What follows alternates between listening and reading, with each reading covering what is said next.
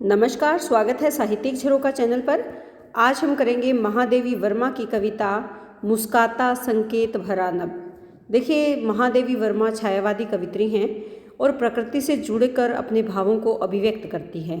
तो आज किस प्रकार नभ के साथ अपने भाव जोड़ रही हैं, कैसे जो नभ है, आकाश है, मुस्कुरा रहा है, उसकी अभिव्यक्ति, अपने भावों को अभिव्यक्त करने के लिए उसी का सहारा यहाँ पर लिया है। तो आइए इसकी व्याख्या देखते हैं।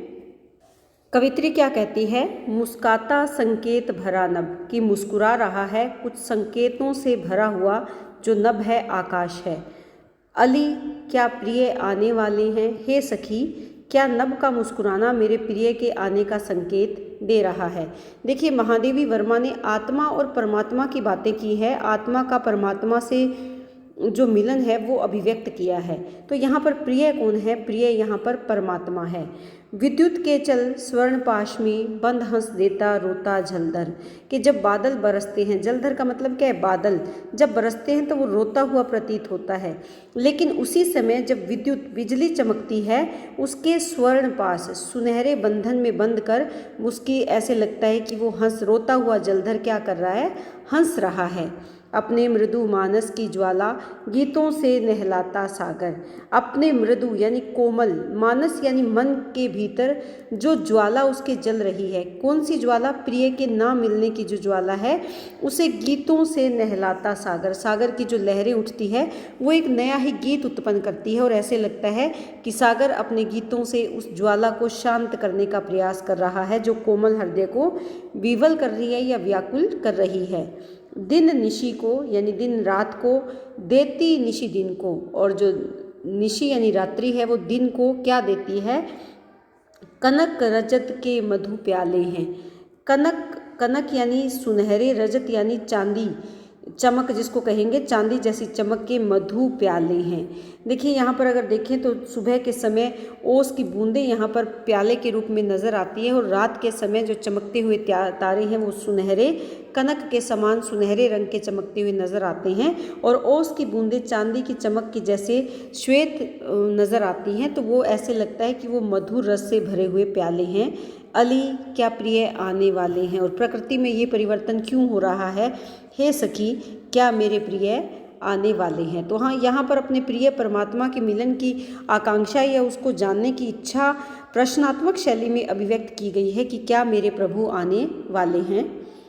मोती बिखराती नुपुर के छिप तारक, परियां नर्तन कर, मोती बिखेरती है नुपुर, नुपुर यानी जो घुंघरू हैं, उसके छिप तारक, तारक यानी जो तारागण हैं, वो जब छिप जाते हैं और ऐसे लगता है कि परियां क्या कर रही हैं? नर्तन कर रही हैं।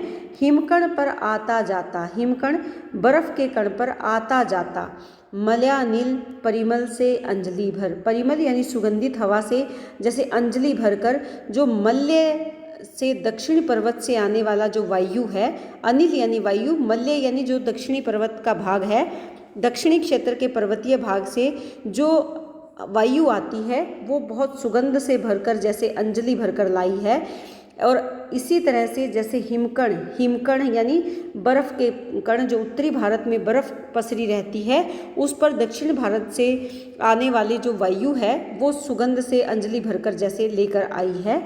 भ्रांत पथिक से फिर आते विस्मित पलक्षण मत वाले हैं। भ्रांत यानी जो अपना रास्ता भूल जाता है, ऐसे पथिक, ऐसे राही से, ऐसे पथिक से फिर आते विस्मित पल, उसको हैरान करने वाले, अचंभित करने वाले जो पल है, जो मतवाले हैं, बार बार लौट आते हैं। और ऐसा क्यों हो रहा है? प्रकृति में ये बदलाव कैसे हो रहा है? अली क्या प्रिय आने वाले हैं, हे सखी, क्या मेरे प्रिय आने वाले हैं।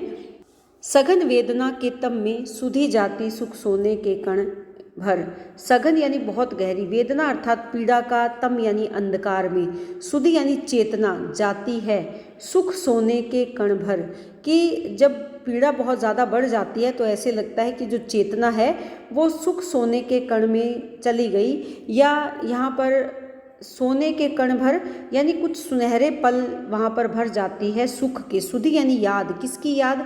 अपने प्रिय की जब याद आती है, और कब आती है? विरह या वेदना के समय में, तो वो ऐसे लगता है कि वो सुख सुनहरे सोने के समान बहुमूल्य कण के कुछ पल कुछ क्षण उसे याद आते हैं। सुरधनु नव रचती निश्वासी समित का इन भागे भीगे अधरों पर। सुरधनु नव नई रचती निश्वासे यानी नया सुर उत्पन्न होता है समित स्मृति का इन भीगे अधरों पर। और उन बीते हुए पलों का जब प्रिय साथ थे तो मेरे होठों पर उसका मिलन गान आ जाता है।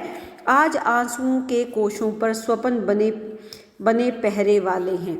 आज आंसुओं के कोश यानी खजानों पर, मेरी आंखों से बहने वाले जो आंसुओं के खजाने हैं उन पर स्वप्न बने पहरे वाले हैं। और मेरे जो सुनहरे सपने हैं वो पहरा लगाकर बैठे हैं कि मेरे सपने क्या हैं, प्रिय के मिलन के जो स्वप्न हैं वो उन आंसुओं को आने से रोक रहे हैं। अली क्या प्रिय आने वाले हैं। प्रश्नात्मक शैली है और महादेवी पूछती हैं कि हे सखी क्या मेरे प्रियतम आने वाले हैं। नयन श्रवण नयन में आज हो रही कैसी उलझन। उसका मन उलझा हुआ है, उसे लगता है कि मेरी आंखें तो सुनने का काम कर रही है और मेरे कान देखने का काम कर रहे हैं, अर्थात उसकी जो इंद्रियां हैं वो भी विपरीत कार्य कर रही है। रोम रोम में होता री सखी एक नया उर्का सा स्पंदन कि मेरे रोम रोम में, मेरे शरीर के कण कण में, रोम रोम में एक हृदय का नया स्पंदन, नई धड़कन जैसे उत्पन्न हो रही है। पुलकों से भर फूल बन गए जितने प्राणों के छाले हैं कि मेरे प्राणों में जो छाले यानी घाव कैसे, प्रिय से वियोग के जो घाव हैं वो घाव आज क्या हो गए हैं, फूलों में परिवर्तित हो गए हैं, पुलकित हो गए हैं और वो छाले वो घाव आज फूल बन गए हैं। और ऐसा क्यों, अली क्या प्रिय आने वाले हैं, हे सखी क्या मेरे प्रिय आज आने वाले हैं। इसी आस से, इसी उम्मीद से महादेवी अपनी सखी को संबोधित कर रही हैं, प्रकृति के साथ अपने मनोभावों को जोड़ रही हैं और अपने प्रिय के आने की प्रतीक्षा में विह्वल है, व्याकुल है। तो उम्मीद करती हूँ ये कविता आपको बहुत अच्छे से समझ में आई होगी। बहुत बहुत धन्यवाद।